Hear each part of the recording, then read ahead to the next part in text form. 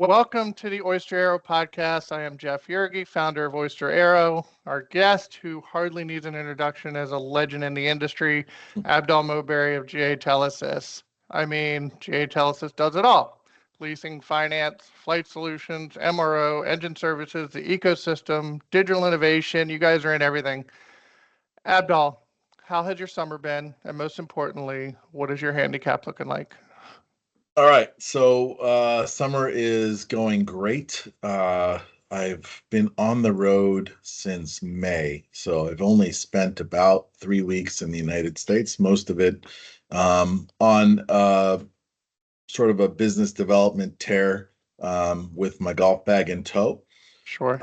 So let's say, so today I checked my handicap this morning. I actually, because I'm playing later this week, and it is a 6.6, but that is a bad thing. Wow. Okay. Yeah, the summer, I kind of had a sore back at the beginning of the summer, and I was up in the 8-9 range, and then the last sort of 6 weeks, I've been on a tear, played a lot of golf, a lot in Ireland and in Scotland, and I went to the Caribbean for a while. So unfortunately, I don't know what kind of math they use to calculate my handicap because my scores don't seem that good, but apparently I'm a 6.6. Okay. But in watching you, golf is a big part of your life. It's a big part of your business life, and you played some of the best tracks in the world, I think. Yeah, So, I do. how has golf kind of impacted your business and business impacted golf, all that, that mutual relationship? When I was first in the industry, I was not a golfer, and I would see the sales guys leaving in the middle of the day with their golf bags, and I'd say, where are they going? I said, oh, they're going to go play golf with a client. It's like, I want that gig. So I asked one of our sales guys, his name was Scott Baker, I said, hey, will you teach me how to play golf? And he's like, yeah, go get yourself some golf clubs. I had no money, so I think I went to Target and bought $117 full set, everything, and then a putter. And he taught me to play golf, and it stuck. I got it right away. I understood what golf was about. Golf is the most challenging um, sport where you're really challenging yourself. You're competing against yourself. But for business, it is a way to spend 4 hours plus with someone, get to know them, and golf tells you a lot about how a person operates. So sometimes when I'm going to hire someone, I'll play golf with them first, see how they operate on the golf course. People that lose their mind and lose their temper are not, people I really want to work with. And others, that tend to go for it, that don't lay up, I want them in sales, and the guys that do lay up, I want them in accounting. So, it really tells a lot. And when one of my shareholders back, 10 years ago, 12 years ago, he and I were on the golf course, and he said, one of the reasons I decided to invest in GA Telesis was our experience on the golf course. And I Wow. said, why? And he said, well, you just had a positive attitude. You walked over to every shot as if you were going to hit the shot that you wanted to hit, and you always went for it. He said you didn't lay up. He said, you're aggressive. And he said, I like that because I want to invest in somebody that's aggressive. And 12 years later, still a shareholder and doing great things. So golf has been transformative. It's where I spend a lot of my off time. It's where I spend a lot of my money. But it's been a positive thing for me. It's time I get to spend with my wife at times, my daughter at times, and now that my son's out of college, with him a lot more. 4 Yeah. hours together. It's great. That's cool. I play with my two boys as well, and you can't beat it. Yeah, that's awesome. Well, thank you. That's interesting for sure, how you've grown the business through that. Now let's go back to 2002. Mhm. What motivated you to start GA Telesis? Like, what was going on in the market? What was going on in your mind? Like, what motivated you to get things going? So I quit my job in 2001, essentially right after 9/11, to start GA Telesis. So, Yep. the from my perspective, it, it was the best time to start the company because everybody was on defense. Yep. Everybody was trying to deal with all the problems that were caused by the downturn caused by the terrorist attack. So while everybody was on defense, I snuck in on offense and started to have little wins. I formally launched. So quit my job in 2001, started setting things up. By April of 2002, I had 6 employees, essentially on day one. And, we're just doing little things. But we were profitable in the first 30 days. So that was a result of a lot of the pre-work that I had done in setting things up. Inside of 90 days, in our first 90 days, we'd made $1 million of profit. And that was a Wow. lot of money back then. Yeah. But you know, unfortunately, you know, there's fortunately we had made $1 million. Unfortunately, my business partner and the guy that financially backed me passed away 4 months into our business. That was George Batchelor. Whoa. He was diagnosed with cancer and went for some aggressive treatment and he didn't make it. So we lost all of our funding. So I had to now figure out how um, to navigate through. I got $1 million. I owe um, banks a lot of money, um, and I got to figure out how to buy out his estate from his shares. But we pulled it together. We bootstrapped, and interestingly, I went to two folks that had helped us a lot in the very early days and said, "Hey, you want to buy half the company?" George passed on, and I'm trying to sell his shares, and they both said no. And if you ask them both today, if they made the right decision, of course, they will tell you one of the biggest um, disappointments in their life was not investing in GA Telesis in month four, whereas today they would be 50% owners of a very large company. Of course. And I'm sure you mention it every time you see them or talk to them. I would. They actually do. you know, I don't Uh, need to bring it up. It's best unsaid. that's great. So, I mean, it sounds like my next question, or what are some hurdles that you kind of went through that you look back and go, wow, I mean, that certainly is a huge one. Anything else come to mind that you just look back at those early days and go, I made it? I mean, Well, the hardest thing to gain is credibility. yep. And in our industry, credibility means everything, right? Safety, um, is one element of it, but financial credibility is the other. Hmm. When we first started going to banks and saying, our first bank loan was with a bank that is part of Wells Fargo now called Wachovia, and I think we our first bank line was like $7 million, and within a year that $7 million had culminated into $20 million of bank availability, and then a year later 40 million, and from there it went to 100 million to 200 million to today. I think we have a total of about $1 billion of credit availability. um, the credibility that it takes to convince the banks that you are trustworthy, that you're going to pay them back, is a constant challenge, especially in an industry that has as many ups and downs as we have. So, Hmm. so we started after, post 9/11, but we didn't have any legacy issues, so it wasn't bad. But we had to deal with all the airline bankruptcies in 2003, 4, 5. We had the fuel crisis, which caused a lot of those airline bankruptcies. 2006, we were cooking on all cylinders, and we thought, okay, things are going really well. 2007, Merrill Lynch, which then became Bank of America Merrill Lynch, became a shareholder of ours. 2008 world financial crisis, Merrill Lynch was bankrupt, and luckily bailed out. And then we worked our way and actually grew through the financial crisis.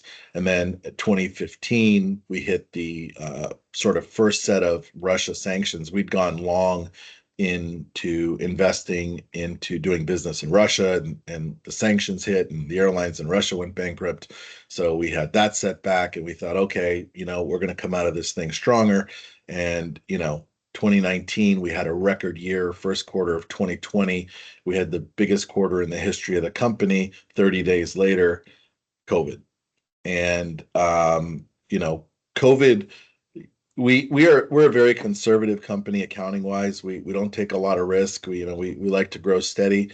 We run a lot of stress models on our business. You could not have run a stress model to replicate what COVID did to our business. I mean, by May of 2020, our revenue was down 90%.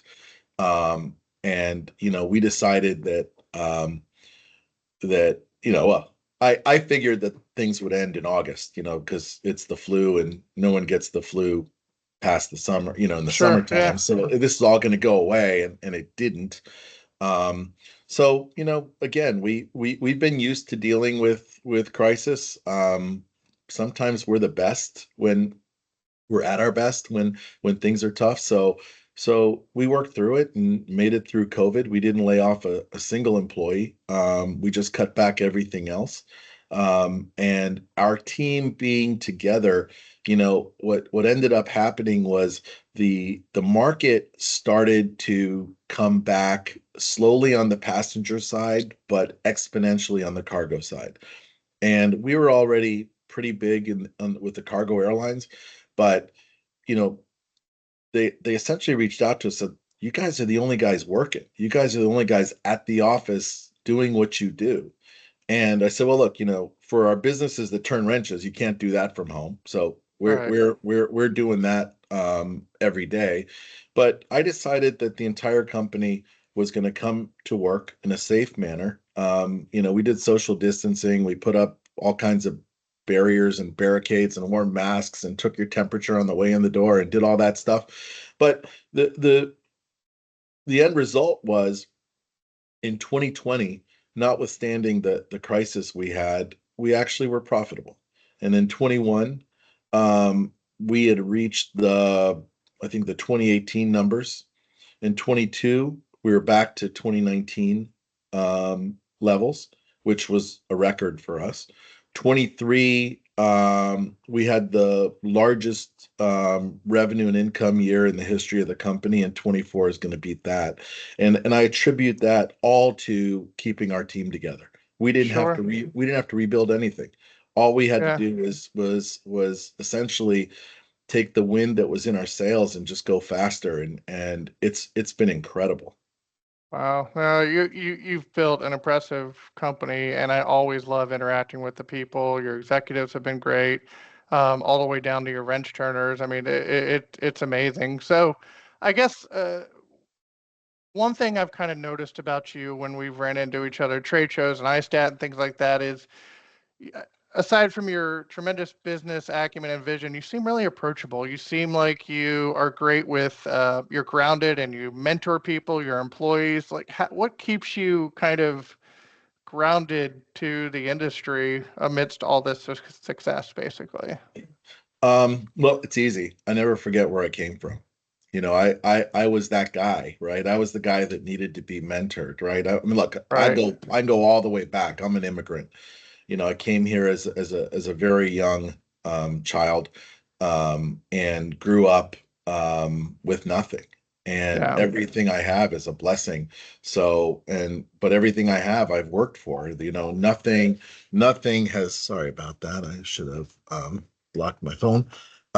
Nothing I have has been inherited or a result of something other than hard work. And what I tell people all the time is, look, if you want to be an entrepreneur, if you want to do this thing, it's about the work ethic. It's about how Yeah. much time and effort you put into it, and what you put in, you will get out of it. And that's always been sort of my motto.